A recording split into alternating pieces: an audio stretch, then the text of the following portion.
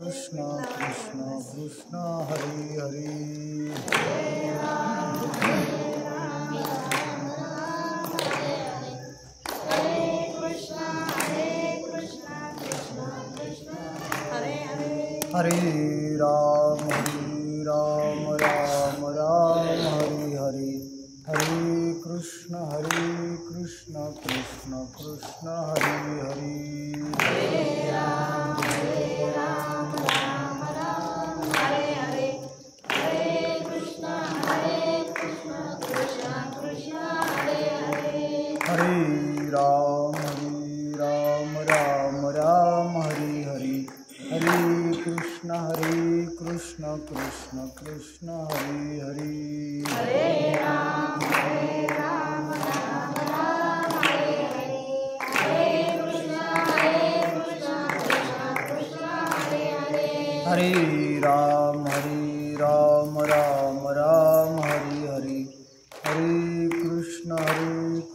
कृष्ण कृष्ण हरे हरे। हरे राम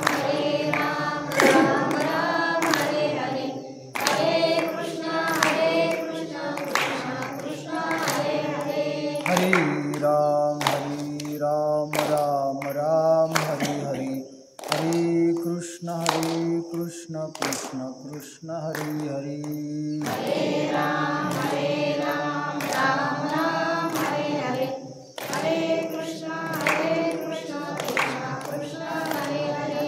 पुंडलिकावरदे हरिविठ्ठल श्री ज्ञानदेव तुकाराम। विनायकं गुरुं नौमि साक्षरे नाम विस्मृतं। येषां चरणसान्निध्यात् जीवान् मुक्ता भवन्ति। साखरे वंशविख्यातं ज्ञानदानपरायणं। विनायकं गुरुं वन्दे भवन्दैमुक्तये। ज्ञानप्रतापविलसत्वचनामृतञ्च अद्वैतभावपटुतायितबुद्धियश्च ज्ञानेश्वरस्तु भगवान् श्रीरङ्गनाथ कविराज नमोऽस्तु तुभ्यं। करोणी संसार वाऊ स्वरूपी अहंती ठाऊ। वावया अध्याय 15. आता हीच आघवी ग्रंथ गर्भीचे चांगावी।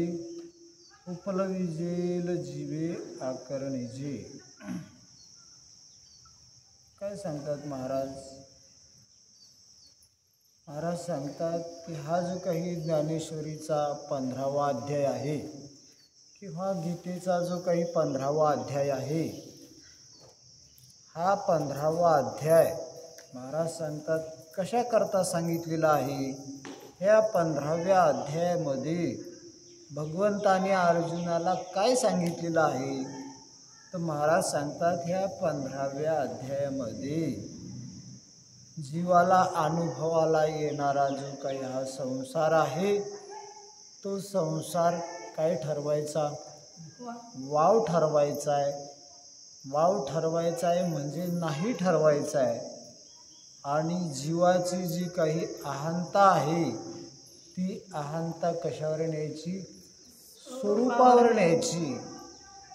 कारण जोपर्यंत आपली अहंता स्वरूपावर आपण नेत नाही, तोपर्यंत हा प्रपंच काय ठरत नाही? वाव ठरत नाही. म्हणून एका बाजूनं प्रपंच काय ठरवायचा आहे? वाव ठरवायचा आहे. आणि तो प्रपंच वाव ठरविण्याकरता आपली अहंता कशावर न्यायची आहे? आपल्याला आपल्या स्वरूपावर न्यायची. आणि ती अहंता स्वरूपावर नेली म्हणजे संसार काय ठरण? वाव ठरण. त्याच्याकरता हा 15वा अध्याय आहे. आता संसार वाव ठरविण्याकरता हा 15वा अध्याय आहे. महाराज सांगतात पण मग आता ह्या 15व्या अध्यायाचं चिंतन आपण करणार आहोत, तर त्याच्यातून काय निष्कर्ष निघणार आहे? तर याच्यात प्रपंच काय ठरणार आहे? वाव ठरणार आहे. मग आता हा प्रपंच वाव का ठरवायचा आहे, कोणाला ठरवायचा आहे, कशा करता हे 15वा अध्याय सांगायले तुम्ही? प्रपंच वाव ठरवण्याकरता. आणि लोकायला प्रपंच काय करायचा आहे? वाढवायचा आहे. आता ज्याला वाढवायचा त्याचा प्रश्न नाही, पण जो कोणाला वाव ठरवायचा आहे की ज्याला ह्या प्रपंचामध्ये सगळ्या बाजूनं दुःख दिसतंय. काय होतंय?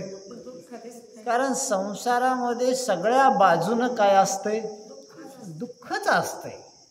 जन्माकून पाहिलं तर दुःखच आहे, मरणाकून पाहिलं तर दुःखच आहे, जगण्याकून पाहिलं तरी दुःखच आहे. पण ज्याला हे सगळ्या प्रकारचं काय दिसत असतंय? दुःख ज्याच्या समोर दिसतंय, ज्याच्या विवेक बुद्धीनं स्पष्ट दिसतंय. कशानं दिसतंय? विवेक बुद्धीनं. जो ह्या संसाराकडं विवेक बुद्धीनं पाहत असतो त्याला हे दुःख कसे दिसत असते? तर स्पष्ट दिसत असते. तर म्हणून तुकाराम महाराजाला हे दुःख कसे दिसत होते?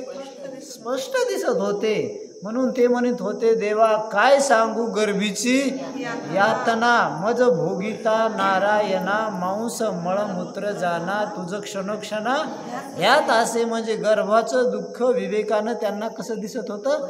स्पष्ट दिसत होतं. का डोळ्यानं दिसत होतं? नाही का, डोळ्यानं नव्हतं दिसत, पण कशानं दिसत होतं? विवेकानं दिसत होतं. म्हणून तर महाराजांनी त्याचं काय केलं? वर्णन केलं की देवा काय सांगावं तुला, आहे किती गर्भात आम्हाला काय झालं? दुःख झालं, ते आम्ही भोगून आलो.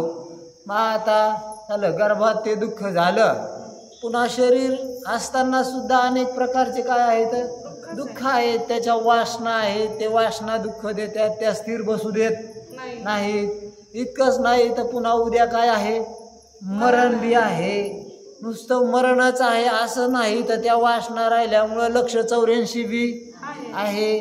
त्या 184 अनेक प्रकारचं काय भोगावं लागणार आहे. मग आता हे सगळ्या बाजूनं पाहिलं तर काय दिसायला लागले?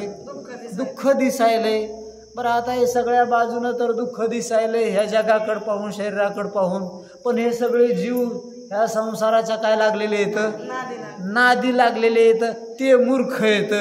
कसे आहेत? आणि त्या मूर्खात राहायची काय आली? पाळी आली. समजा हे दारू पिणारे 10-5 लोक असले त्याच्यात आपल्याला राहायचं म्हणल्यावर राहा वाटतं का घडीभर? तरी नाही. त्याच्या दारूचा वास काय यायलाय, त्याचे बोलणे काय, राहा तरी वाटन का घडीभर? रमाव तरी वाटन का त्याच्यात? ते वकलेले काय आहेत, भानगडी काय. म्हणजे माझा ते तसं इकडून संसार असा आणि हे जीव आशे. कस काय रमवते त्याच्यात? कस काय थांबवून त्याला? म्हणून ते सगळ्या बाजूनं त्याला काय असतं? दुःख असल्यामुळं मग तो त्याच्यातून निघण्याचा काय करीत असतो? प्रयत्न करीत असतो. म्हणून तो म्हणत असतो, कै मी उद्धार पावेन, कै कृपा करील नारायण, ऐसे सांगा तुम्ही संतजन, करा समाधान चित्त माझे. मग तो संताला शरण जात असतो. तो 15व्या अध्यायाचं काय करीत असतो? चिंतन करीत असतो. आणि या संसार बंधनातून काय होत असतो? पार पडत असतो. म्हणून असे काही साधक आहेत विरळे या जगामध्ये. कसे आहेत? फार थोडे आहेत की ज्याला ह्या संसार बंधनातून काय व्हायचंय? पार पडायचंय. पण मार्ग सापडत नाही. काय सापडत नाही त्याला? मार्ग सापडत नाही. मार्ग दाखवणारे कोणी सापडत नाहीत. म्हणून ते परेशान असते. काय असते? तर बेजार असते ते. आता चांगदेव बिचारा बेजार होता. संसार बंधनातून पार पडण्याकरता काय होता? तो बेजार होता. तो बी बिचारा 1400 वर्ष बेजार झाला. का? त्याला कोणी मार्ग दाखवणारं सापडला नाही. काय सापडला नाही? शेवटी ज्ञानेश्वर महाराजांची भेट झाली. तेव्हा ज्ञानेश्वर महाराजांनी ह्या संसार बंधनातून पार पडण्याचा आता तुम्हाला जितकं गरमायचं तितकं गरमू द्या, पण हालू नका. चला, काय चालला आपला विषय? चांगदेवाला. मग ज्ञानेश्वर महाराजांची भेट झाली. भेट झाल्यावर त्याला त्यांनी काय दाखवला? मार्ग दाखवला. आणि त्या मार्गातून तो काय झाला? मुक्त झाला, कृतार्थ झाला. असे काही साधक आहे त्याच्याकरता हे आहे. आता जे कोणी या संसाराला सुख मानणारे आहेत त्याच्यातच ज्याला काय वाटती मजा वाटती ते तुमचा 15वा अध्याय ऐकायला येत नाही. तुम्ही चिंतन सांगा का काही बी सांगा ते म्हणते ते त्याचं चलू द्या 4-2 लोक घेऊन काय चलत ते आपल्याला त्याच्याशी काही नाही घेणं देणं नाही. त्याला का बिचारायला घेणं देणं नाही त्याच्यातच त्याची काय आहे तिकडं मजा आहे का नाही. हा ते त्याच्या आपलं मजा आहे लग्न कार्य त्याच्यातच बेजार आहेत. गाड्या ती कशात बेजार त्याला आपलं खावा पिवा मस्त खायचं प्यायचं कपडे लिहायचे चांगले दारू गिरू प्यायची हाटेलीनं खायचं भजे गिजे खायचे घरी बी चांगलं चुंगलं खायचं मस्त मजा मारायची.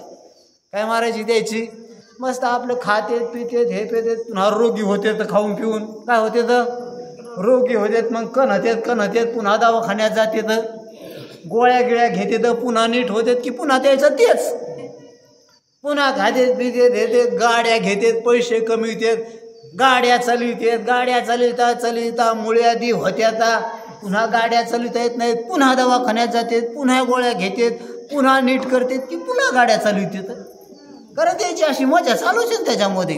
पुन्हा गाड्या चालवतात एखादा ॲक्सिडेंट होतं मोडून पडत आहे हातपाय मोडत आहेत पुन्हा जातात ऑपरेशन करतात नीटके होतात गोळ्या औषधे घेतात की पुन्हा द्यायच्या गाड्या चालू. कारण ते मोहित आहेत बिचारे अशी त्याची काय आहे ती मजा आहे. पैसा कमीतेत बेजार होते गाड्या पळवितेत असा पैसा कमीतेत एखाद्या पोरीच्या लग्नात असा उडून टाकते ते की मंडप इकडून बँडवाले तिकडून नाचणारे आणतात तिकडून गायणारे आणतात तिकडून सगळ्या एका दिवसात सगळा धिंगाणा काय करते ते. हा कारण त्याची काय मजा चालते अशी. हा की मग सगळा धिंगाणा झाला कर्ज बी काढते तर आणि मग म्हणते कसं काय झालं लग्न लोकांनी म्हणा वा वा वा वा चांगलं झालं लग्न आणि सुकून गेले बेजार झाले पैसा गेला पुन्हा लागले कामाला. कशाला लागले आता पुन्हा कमवायचा इकडून तिकडून कमवायचा बेजार व्हायचं लेकरं बाळाला लहानचे मोठे करायचे ते शिकवायचे झालं म्हातारपण यायचं बाजार रडत पासायचं एखाद्या वारीनं समजा आला काळ न्यायला की आज काय द्यायचा तोंड वाचला की मेला मजाचे का नाही द्यायची. अशी मजा चालती द्यायची. तुम्हाला माहीतच नाही लोकांची कशी मजा येतं.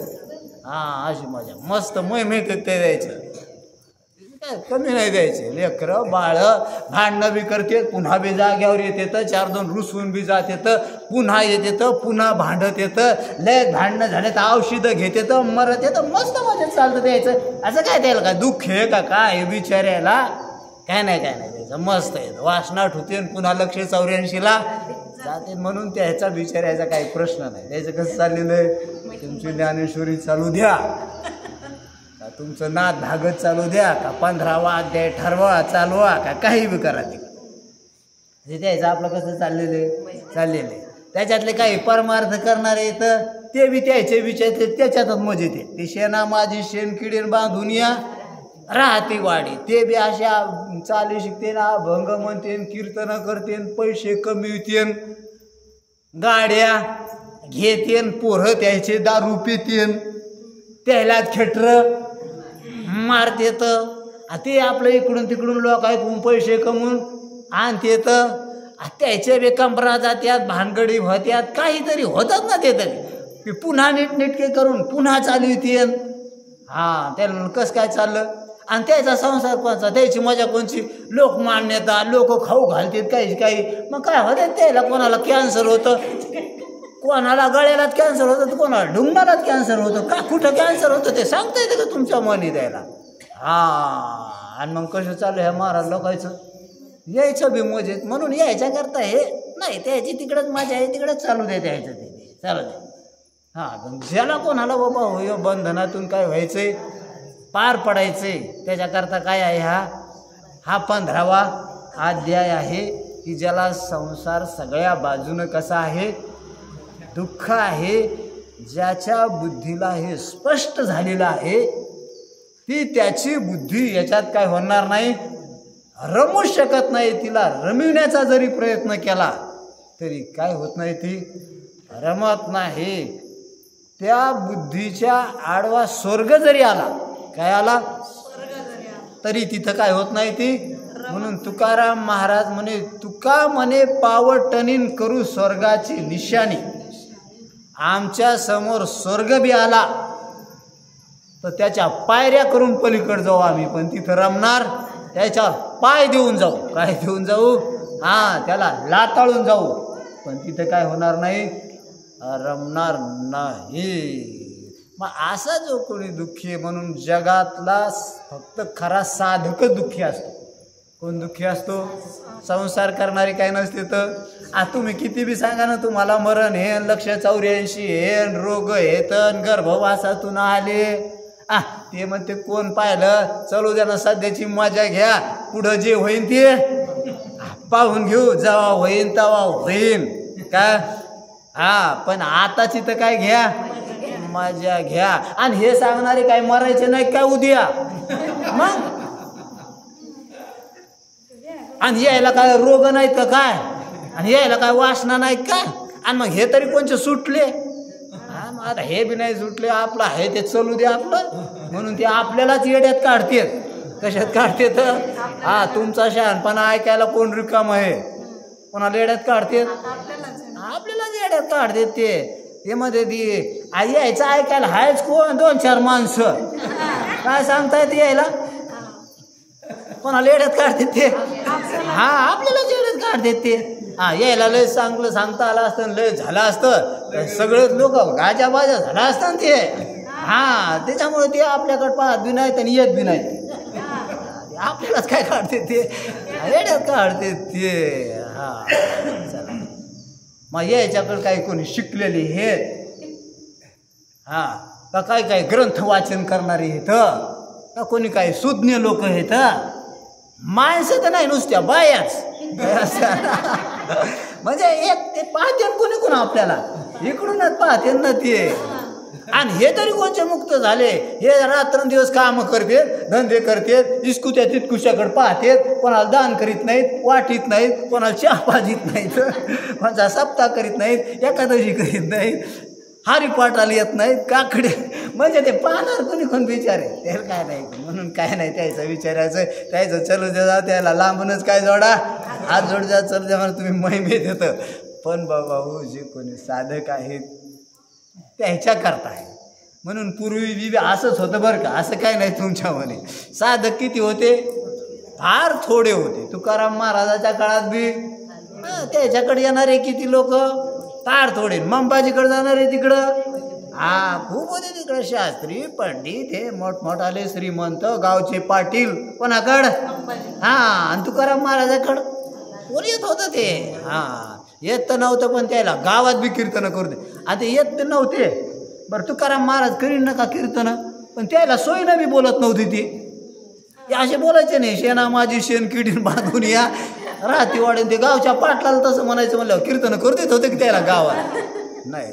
त्याच्यामुळे त्याला नाही. म्हणून ते म्हणजे त्या बी काळात कवा बी असंच असतं. ते कसं असतं ते आताच नवीन असतंय असं काही नाही. म्हणून या लोकांकडे पाहू बी नाही ना, आपल्याला त्याच्याशी काही घेणं देणं नाही. जो साधक आहे त्याला कळून जाईल आणि त्याच्या निमित्तानं आपली बी काय वाढन, भूमिका वाढेल. म्हणून चालू दिलं पाहिजे आपल्याला. चला, म्हणून महाराज म्हणतात अजून 15वा अध्याय सांगितला तू कशा करता.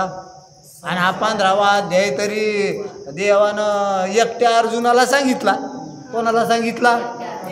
एकट्या अर्जुनाला सांगितला. मग एवढा मोठा देव आणि त्याला एकच साधक भेटला तेव्हा पुढं, आणि एकट्यालाच काय सांगितलं त्यानं? आपल्याला तर 10-5 कसे बी आहेत. मला देवापेक्षा आपण भाग्यवान येत कसं येतं.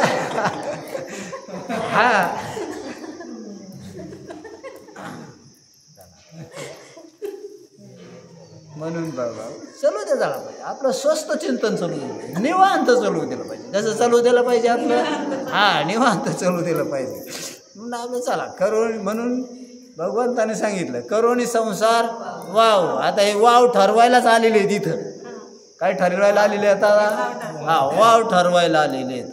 मग तो काय ठरवायचा आता? वाव ठरवायचा आहे. मग आता वाव ठरवण्याकरता काय करावं लागतं? स्वरूपी ते ठाऊ.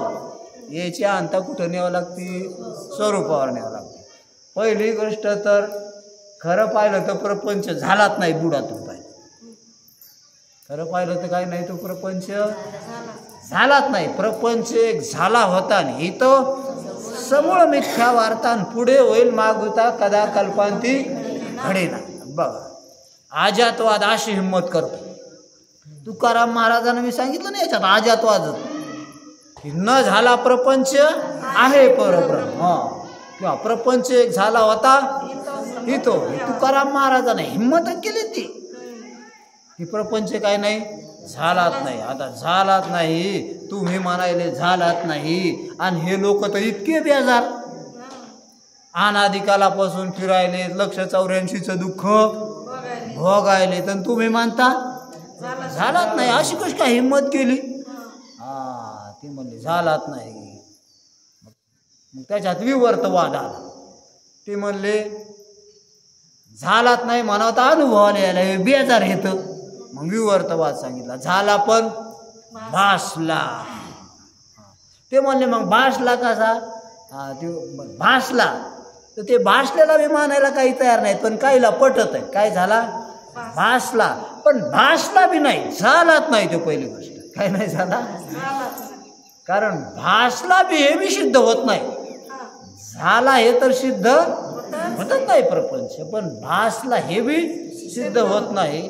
पण आता हे तसे ऐकायला तयार नाही, म्हणून म्हणावं लागलं भासला. नाही तर काय झाला नाही, तो भासला बी नाही. झाला तर नाहीच नाही, पण काय झाला नाही, तो भासला बी नाही. ते म्हणजे कशी काय हिंमत केली अशी?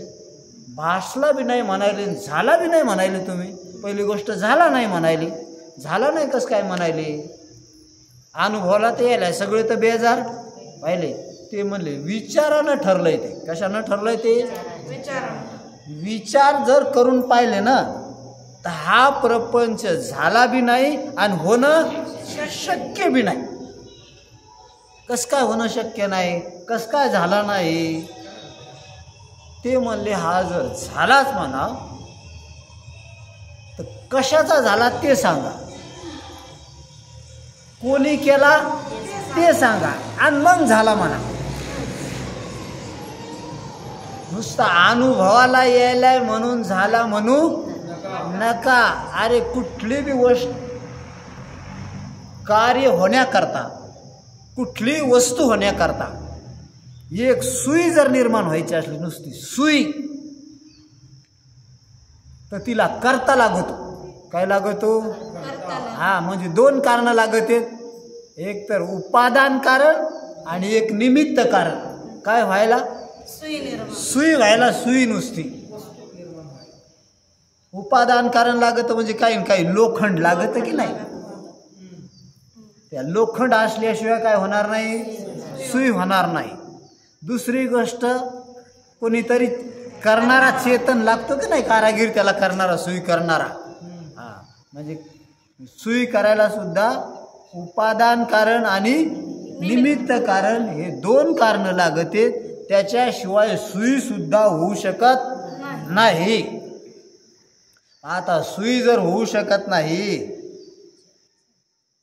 कारणाशिवाय, तर एवढं मोठं जग झालंय. आता काय झालं हे? मग एवढं मोठं जग निर्माण व्हायला याला बी निमित्त कारण आणि उपादान कारण कोणीतरी लागन का नाही याला? मग ह्या जगाला निमित्त कारण आणि उपादान कारण काय सांगा? आता परमात्मा असा आहे. महाराज म्हणतात ना, पहिले नव्हते कुठेच काय, चंद्र सूर्य तारा नाही, अवघे शून्याची होते पायी, कानोबा तेरे तेरे ते. ते होते बरं का, कानोबा तेरे तेरे ते, म्हणजे शून्य होतं. म्हणजे इकडून जगाकडून शून्य होतं. कशाकडून शून्य होतं? ज्याच्या ठिकाणी हे द्वैताचं काय होतं? द्वैत नव्हतं. म्हणजे द्वैत शून्य, अद्वैत. द्वैत शून्य ते म्हणजे परमात्मा. काय काय म्हणजे काहीच नव्हतं असं आहे का? द्वैत नव्हतं. पण कोणीच नव्हतं का? कोणीच नव्हतं. तर मग तेरे तेरे ते कसं काय सांगितलं असतं त्याला? म्हणजे ते होतं, परमात्मा होता, ब्रह्म होतं. म्हणजे पहिलं बाकीचं कोणी नव्हतं, परमात्मा होता, ब्रह्म होता, ब्रह्म होतं. मग आता ते हे तर काहीच नव्हतं. मग हे जगत कोणापासून झालं तर म्हणावं लागेल आता ब्रह्मापासून झालं, कारण तोच होता ना एकटा. कोण होता? तोच होता. मग आता म्हणावं लागेल तर कोणापासून झालं म्हणावं लागेल? ब्रह्मापासूनच झालं म्हणावं लागेल ना त्याला करता तो. पण आता तेच करता म्हणावं तर ते उपादान कारण का निमित्त कारण? मग तुम्ही म्हणता तोच उपादान कारण आणि तोच निमित्त कारण असं घ्या. तर मग तो जर उपादान कारण म्हणतात, तो जर उपादान कारण म्हणतात हा, तर उपादान कारण म्हणलं की समजा आता लोखंडाचा एक तुकडा काढून सुई करावं लागते. काय करावं लागते? हा, तसं त्याला जर ह्या जगाचं उपादान कारण व्हायचं असतं तर आपला एक तुकडा काढावा लागला असता आपल्या अंगाचा. काय काढावा लागला असता? हा, आणि तुकडा काढून काय करावं लागलं असतं? जग करावं लागलं असतं ना. काय करावं लागतं? हा, म्हणजे आपण मरून हे करावं लागलं असतं त्याला. काय करून? हा, जसं आता झाडाचं उपादान कारण कोण आहे? बी आहे ना. बी काय आहे? मग बियाचं काय झालं? झाड झालं. मग बियाचं झाड झाल्यावर बी राहिलं का? नाही राहिलं. म्हणजे काय झालं त्याचं? मग बी नष्ट झालं असतं. काय नष्ट झालं असतं? तसं ब्रह्माचं जर जग झालं असतं तर ब्रह्म मेलं असतं, चैतन्य मेलं असतं. आणि चैतन्य जर मेलं असतं तर जगाला कोण जाणलं असतं? ह्या जडाला कोण जाणलं असतं? मग चैतन्याचं जड झालं का? नाही झालं. चैतन्याचं जर जड झालं म्हणावं तर चैतन्य राहिलं नसतं. मग चैतन्याला तर चैतन्य काय माहीत? त्याचा अर्थ हे चैतन्याचं जग झालं नाही. म्हणजे चैतन्य जगाचं उपादान कारण विचारानं सिद्ध होत नाही. बरं, निमित्त कारण बी सिद्ध होत नाही. दोन लागत आहेत. काय लागत आहेत? हा, दोन लागत आहेत त्याला. उपादान कारण बी सिद्ध होत नाही. कारण उपादान कारण म्हणल्यावर ते सावयव असायला पाहिजे. कोणची बी गोष्ट करायला कुंभाराला घट करायला हात लागतील का नाही त्याला? मातीत उडवायला पाय लागतील का नाही त्याला? हा, झालं. त्याचा आकार कसा करायचा तर डोळे लागतील का नाही त्याला पाहायला? लागणच का नाही त्याला? म्हणजे काय लागन? ते कुंभार सावयव लागन का नाही? अवयव लागतील का नाही त्याला? आता इकडं ब्रह्म कसं आहे तुमचं? निरावयव. आणि मग ते निरावयव, त्याला हात बी नाहीत आणि पाय बी नाहीत आणि डोळे बी नाहीत. असं आहे ते. कसं आहे ते? हा, मग आता त्याला बुद्धी बी नाही, अक्कल बी लागत ना त्याला. कसं करायचं आहे, काय करायचं, त्याच्याकडे अक्कल बी नाही. कोणाकडं? ब्रह्माला अक्कल बी नाही. काय नाही त्याला. आणि असं ब्रह्म सांगायला तुम्ही कोण ऐकन तुमचं हे ब्रह्म? की ज्याला काय नाही, म्हणजे कोणचेच अवयव नाही ना. असं आहे ब्रह्म. आता काय, चला जाऊ द्या. म्हणून ते जगाचं उपादान कारण असणं बी शक्य नाही. मग ज्या जगाला उपादान कारण बी नाही आणि निमित्त कारण बी नाही असं कार्य होऊ शकतंय का? असं कुठंतरी दाखवा तुम्ही की हे कार्य उत्पन्न झालंय आणि याला निमित्त कारण बी नाही, उपादान कारण बी नाही, तरी कार्य झालंय असं आम्हाला तुम्ही कुठं दाखवा. आणि मग जग झालंय असं खुशाल म्हणा. काय म्हणा? हा, तुम्ही इकडून पाहता हे अनुभवाला यायले म्हणून झाले, इकडून पाहता येणार नाही. कुणीकडून पहा तुम्ही? आता विचाराकून पहा. आणि इकडं मी म्हणा ना आता की झालंय म्हणून काही असं होणं शक्य नाही. म्हणून जग होणं शक्यच नाही. म्हणून महाराज म्हणतात प्रपंच एक झाला होता, अशी कोणी आणलेली जी वार्ता आहे ती खोटी. ते म्हणले ते काय एकट्यानं आणलेली वार्ता नाही खोटी म्हणायला, इतक्या लोकांना आणलेली ही. किती लोकांना? हा, इतक्या लोकांना आणलेली वार्ता तुम्ही एकटे खोटे म्हणायले, कोण ऐकन तुमचं? ते म्हणले इतक्या नवी आणली असली तरी, ते म्हणले मोठमोठ्यानं आणली. कोणी आणली? हा, ती काय अशी बागे नुसत्या पामरानं विषयीनच आणली. चांग देवानं बी आणली, नाम देवानं बी आणली, म्हणजे कोणी कोणी ये ना आणली ना ती. ब्रह्मदेवानं बी आणली. आणि त्याला बी काय तुम्ही म्हणायले की तुमची वार्ता कशी खोटी? खोटी वार्ता आणणारे तुम्ही मूर्ख.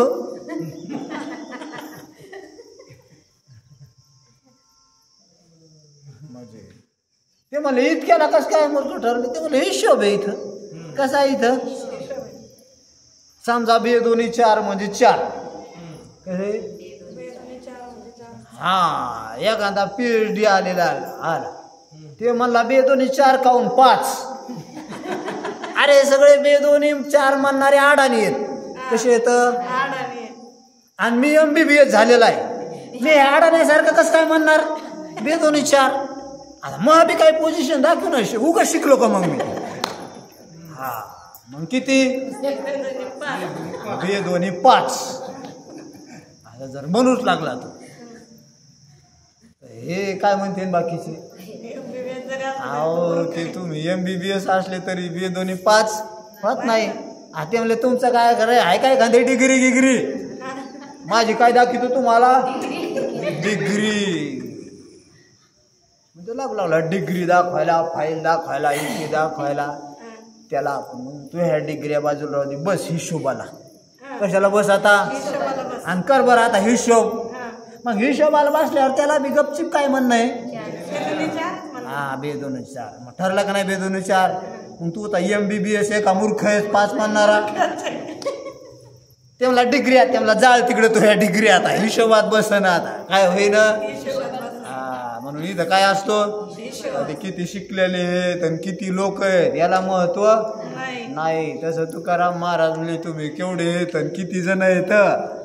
हा, ते म्हणले आम्ही भक्ती केलेली, आम्ही नामस्मरण केलेले, आम्ही वाऱ्या केले. ते म्हणजे ते काही सांगू नका. योगाभ्यास केला आम्ही, 1400 वर्ष जगलो. ते म्हणले येतं का तुम्हाला काय काही? म्हणजे त्यामध्ये काही सांगू नका, हिशोबात बसत आहे का? पहा, चला जाऊ द्या. म्हणून हिशोबानं ठरत बाबा हो, प्रपंच काही नाही झालाच नाही. पण आता हे झालाच नाही, हिशोबानं ठरत आहे. पण हे हिशोब करायला तयार नाही. ते कुण पाहिलेत अनुभवाकडून, कारण इतके अधिकारी नाही ना हिशोबाला बसायला. ते म्हणजे जाऊ दे आता, हे कोणी ऐकायला तयार नाही. जरासं खाली या आपणच आता. काय या खाली आता काय करता? सोडा आपला हिशोब, सोडा आपला शहाणपणा, ठो बाजूला. आता चांगलं लागतं यायच्यासारखं जरासं. काय करता आता? ते म्हणजे बरं झाला, अनुभवाला यायला ना आहे म्हणा, पण झालेला म्हणू नका, भासलेला म्हणा. काय म्हणा आता? भासलेला म्हणा. मग भासलेला म्हणायचा तर त्याला बी काय सांगितलं आता? सांगितलं नाही. कसा भासला, काय भासला, कुठून भासला. मग भासायला सुद्धा म्हणजे भासलेला सांगितला, स्वप्नातला नाही, असा नाही तसा नाही, इकून तिकून सांगितला. काय सांगितलं ते ना? भासलेला सांगितला. आता भासलेला सांगायचा असला तरी त्याला भासलेली उपाधी घ्यावाच लागली. आता करता काय त्याला? काय भासलेली उपाधी घ्यावाच. हा, आधी सांगितलं, आता काय सांगितलं त्यानं? ते पहिले नव्हते कुठेच काही. हा, चंद्र सूर्य तारा नाही, अवघे शून्याची होते पायी, कानोबा तेरे तेरे ते. पण लोक ऐकायला तयार नाही, म्हणजे अनुभवाला यायला. हा, ते म्हणले ठीक आहे, झालाय आता. मग तेथे एक ढालगज निर्माण झाली. काय निर्माण झाली आता? माझा लावण्याच्या संगती हे तसं ऐकायला तयार नाही. तर मग आता काय घ्यावं लागली आम्हाला? तिथे ढालगज निर्माण झाली आणि तिने पहा एवढी ख्याती केली. कोणी केली आता ही ख्याती? तुम्ही म्हणता ना आता ढालगज कुठून आली, आता विचारायला लागू नका. विचार आधीच सांगितलं होता आम्ही तुम्हाला की झालंच नाही. काय नाही. हा तुम्ही इतके शहाणे आहेत ना, लागले ना हिशोबाला. आता चला बसा मग, झालीच नाही. आता म्हणता कुठून आली न काय आली. आम्ही विचारतो जग कुठून आणलं ते सांगा. तुम्ही जग कुठून आणलं नाही ते म्हणले अनुभवाला यायले. मग आम्ही बी एक ढालगज आणली, आता कुठून आणली विचारू नका. काय करलं का आता. हा चला मग तिथे काय निर्माण झाली आता, ढालगज निर्माण झाली. आणि तिने पहा एवढी ख्याती केली. तिची ख्याती आहे बघा आता ही. आणि ती ढालगज बी अशी आहे, ब्रह्मादिकास म्हणे बाहुली. कोण बाहुली तिची. हा ते ब्रह्मादिक जे आहेत ना, हा तिचे ते चिरकुटातल्या भावल्या येतात खेळवायला इकडून तिकडं. कशा येतात. हा ती अशी खेळवी ती यायला. आणि बाकीच्या तर काय बाबत आहे मग. हा ब्रह्मादिकास म्हणे बाहुली. आणि अमरपुरी तिची घरकुली. घरकुली म्हणजे ते काड्याचे घर नाही करीत का लेकर. हा ते काय असते त्याचे घरकुली. आणि त्याच्यात त्या काय करते ते चिरकुटाच्या भावल्या. हा असे तिचे ते घरकुल. हा तिला मोडायला करायला काय उशीर. असेच खेळता खेळता करीत ती की असेच लगेच संध्याकाळच्याला पोरं मोडून बी. हा तशी करते ती. मग आता ती एवढाले जर त्याचे घरकुली हे ते यायचे बंगलेन फिंगलेन गाड्यान हे कुठे काय तिच्या भाई. त्याला जाऊ द्या म्हणून तिथे अशी निर्माण झाली.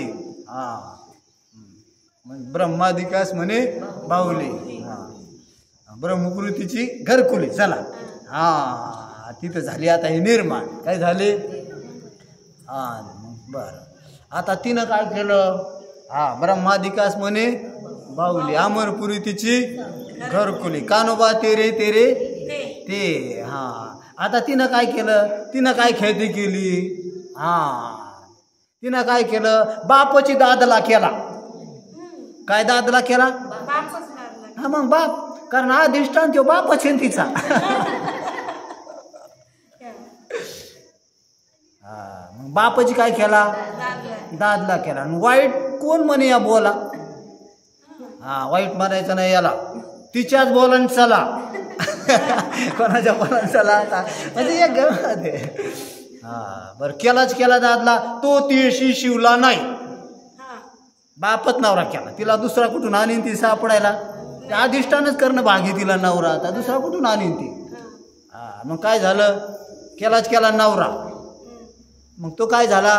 तो तिशी शिवला नाही. त्यानं तिला हात लावला नाही. हा आणि वाज गर्भीन झाली पाही. का खेळ आता का सांग नाही का जे झालं म्हणणं आहे काय. आता हे कुठं बोलणं ठेकत काय. मग आता करतं काय. हे समोरचे लोक असं असल्यावर असं मांडावं लागत. का करतो त्याला. तो तिळशी आणि तो तिळशी शिवलाच नाही. तर मग गर्भीन झाली कशी. बरं गर्भीन झाली तर ती बी कशी पुन्हा. वाज गर्भीन झाली. वाज म्हणल्यावर गर्भीन कशी झाली. गर्भीन म्हणल्यावर वाज कशी होती. ते म्हणले आता विचारायचं नाही तसं आम्ही सांगतो ते गपचिपा. वाज गर्भीन झाली पायी. ती व्याली 5-25 पोरे या खाट्या. किती बघा.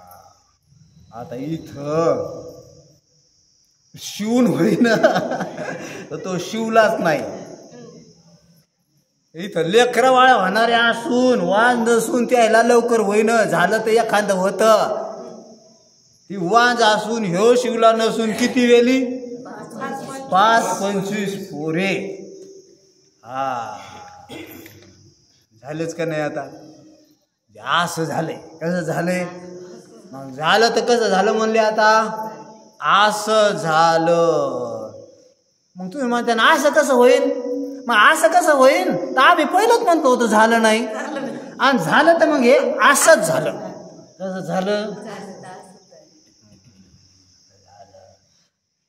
ते म्हणजे असं कसं होत असतं. तू मला बी दाखवतो होत आहे म्हणून. का असं होत नसतं का? होत असतं. कसं होत असतं ते आम्ही सांगू. समजा तुम्ही झोपले, काय झाले? झोपले तेव्हा एकटेच होते का कोणी नेलं होतं बरोबर? मग झोपले तेव्हा झोपीत कसे होते? एकटाच होता ना जाणणारा, बाकीचं तर कोणी नव्हतं. मग एकटाच झोपला तेव्हा तिथं जग बी नाही, तिथं शरीर बी नाही, इंद्रिय बी नाही, वासना बी नाही, प्राण बी नाही. म्हणजे कसा होता? एकटाच चैतन्य का नाही? झोपीत कोण होता? एकटाच चैतन्य. मग एकटाच चैतन्य झोपलं, एकटाच होता का नाही तिथं? मग आता तिथं पडलं त्याला स्वप्न. काय पडलं? स्वप्न. मग स्वप्न पडल्यावर ते अनेक दिसलं का नाही त्याला? ते अनेक पसार आला का नाही? तिथं त्याचे इंद्रिय बिन, प्राण बिन सगळंच आलं, ते जग आलं, पंचभूत बी आले. मग झोपला किती? एकटाच. मग एकटाच झोपला. इतके कुठून आले आता? हे अनुभवाला तर आले का नाही? आले. मग कश काय आले?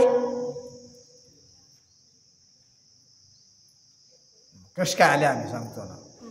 तर मग आता आम्हाला म्हणावं लागलं की तू ह्या ठिकाणी झोप लागली होती आणि त्या झोपीची एवढी ख्याती.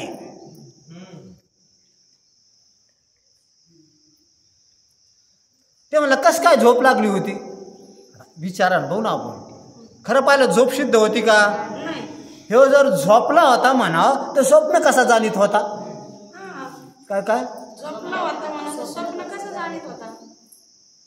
मग स्वप्न जाणीत होता त्याचा अर्थ झोपला होता का? ह्यो नव्हता झोपला. म्हणजे जागाच होता का नाही? मग जागा होता. मग जागा होता तेव्हा जर हे जग दिसत म्हणा तर मग जागा असल्यावर बी दिसायला पाहिजे होतं त्याला. ते स्वप्नातलं जागा झाल्यावर बी दिसायला पाहिजे होतं. मग जागा असताना तर दिसणं शक्य नाही आणि दिसायचं लागलंय, म्हणून जागा असताना नसलेली झोप आम्हाला मानावं लागली. म्हणून झोप नसताना झोप मानावं लागली. कारण झोप मानल्याशिवाय स्वप्नाची संगती लागत नाही. कशाची संगती लागत नाही? स्वप्न प्रतीतीची काय लागत नाही? संगती लागत नाही. आम्ही म्हणायलो स्वप्न नव्हतंच ना. काय ते खरं पाहिलं तर ते अनुभवाला आलं तरी ते झालंच नव्हतं ना. पण तो काय म्हणायला? झालं म्हणायला. तव्हा काय म्हणायला? आता जाग झाल्यावर म्हणायला भासलं, पण तवा म्हणायला का भासलं? तवा आता काय म्हणायला? झालंच म्हणायला. झालं होतं का? नव्हतं झालं. पण काय म्हणायला? मग आता झालं नसून हे झालं म्हणायला झोप मानल्याशिवाय जमत का आता? काय काय हा ह्यो जर याच्या स्वरूपावर जागा असता तर त्याच्या दृष्टीने ते झालं होतं का? तरी काय म्हणायला? आणि झालं म्हणून बरळाला का नाही? मग झालं म्हणून बरळाला म्हणल्यावर बाजूच्याला ध्यानात घ्यावं लागेल की ह्यो झोपलेला आहे. काय करावं लागेल आता? झोपलेला म्हणला बरळाला कसा? पण नाही झोपला म्हणा तर घरात वाघ म्हणून बरळायला, मग बरळाला कसा सांगा आता? घरात काय बरळायला? वाघ आला वाघ आला वाघ आला म्हणून बरळायला. कुठं झोपलाय? कुठं? घरात. मग आता बरळायला म्हणल्यावर झोपल्याला बोलत असतो का? समजा बरोबर बोलायला म्हणजे बरळायलाच लागेल. बरळायला म्हणल्यावर बोलायला, बोलायला म्हणल्यावर झोपला कसा? बोलायला धडधड माणूस आणि तुम्ही काय म्हणाले? ते म्हणले बोलायला, पण जिथं वाघ नाही तिथं वाघ हे म्हणायला. मग आता बोलायला का बरळायला? हा म्हणून बोलायला. आणि आता काय व्हायलं? आता म्हणता येतं बोलायला. इथे इतके माणसं आहेत, इतके घरी, हे बोलायला. पण स्वप्नातला माणूस बोलायला म्हणतात का कोणी? अहो ते काय बोलायला ते पहा बरं, ते वाघ आहे का नाही तिकडे ते पहा बरं, घ्या बरं बंदूक, असं म्हणतं का कोणी? काय म्हणतं? बरळायला. बरळायला. मग ह्यो बरळायला कस काय? त्याचा अर्थ ध्यानात घ्यावा लागत की ह्यो झोपलाय. काय झालाय? आणि झोपला म्हणल्यावर काय करावं लागतो आता? जागा करावं लागतो. आणि जागा झाल्यावर त्याला म्हणावं कुठे वाघ. तो म्हणतो कशाचा वाघ, वागत नव्हता. तोच काय म्हणतो आता, वागत नव्हता. मग वाघ आताच नव्हता का तवाच नव्हता? तवाच नव्हता. मग तवाच वाघ नव्हता, पण तू काय म्हणू लागला? मग तवाच वाघ नव्हता तर झोपलेला म्हणता येत नाही. आता झोपलेला म्हणायचं काम नाही आम्हाला. आता वाघच नसता तर बरळाला नसता. मग बरळू लागला म्हणून काय म्हणावं लागलं? झोपला म्हणावं लागलं. झोपला म्हणून जागा करावं लागलं. जागा झाल्यावर तोच काय म्हणतो, झालं आमचं काम. म्हणून झोप घ्यावाच लागली. काय घ्यावं लागली? ते म्हणले झोप कशी होती? अव्यक्त होती, अनुभवाला येत नव्हती. कशी होती? हा, अव्यक्त होती ती. तू म्हणशील मग झोप कशी होती? रसरूप होती का गंधरूप होती? हा, ती अनुभवाला येत नव्हती. पण नव्हती का? मग कशी होती? अव्यक्त होती. चला, म्हणून झाले का नाही एक ढालगज निर्माण आता. आणि तिनं तेवढी ख्याती केली का नाही आता? तेवढी ख्याती करून याला बेजार केलंच का नाही आता? त्याला म्हणावं माया. काय म्हणावं आता? हा, नाही तर पाहताना कुठं माया कशी असतील काय असतील. पण आता जाग झालं. मग आता जाग झाल्यावर स्वरूपी आणि ते ठाऊ. कशावर ठाऊ? हा, मग जागा झाला म्हणजे कशावर आला आता? किमान व्यावहारिक स्वरूपावर आला. कशाला आला म्हणा आता? आणि व्यावहारिक स्वरूपावर आला. आणि तोच म्हणू लागला की स्वप्न कसं होतं आता? वाव होतं. आता जाग झाल्यावर त्याला वाव होतं मन म्हणायची गरज नाही. फक्त त्याला स्वरूपावर काय करणं होतं? जाग करणं होतं. तसं यायला प्रपंच वाव म्हणायची उद्या गरज पडणार नाही. फक्त यायला स्वरूपावर काय करायचं? आपल्याला जाग करायचं. म्हणून स्वरूपी आणते ठाऊन मग करून संसार वाव. मग तोच म्हणीन आता संसार वाव. चला, आता यायला कशावर जाग करायचं? अहंता कुठं न्यायची? स्वरूपावर न्यायची. मग आता यायची अहंता. मग अहंता तर सगळ्याला आहे. मी आहे, मी आहे असं ज्ञान सगळ्याला आहे. म्हणजे मग आता कारण अहंता ही जडाला नसती, चैतन्यालाच असती. काय काय अहंता कोणाला असती? जडाला असती का अहंता? ते काय म्हणतं का मी आहे म्हणून? नाही. हा, एकदा त्याला बदलून पुढच्या ह्याच्यावर घ्या. हा, म्हणून अहंता कोणाला नसते.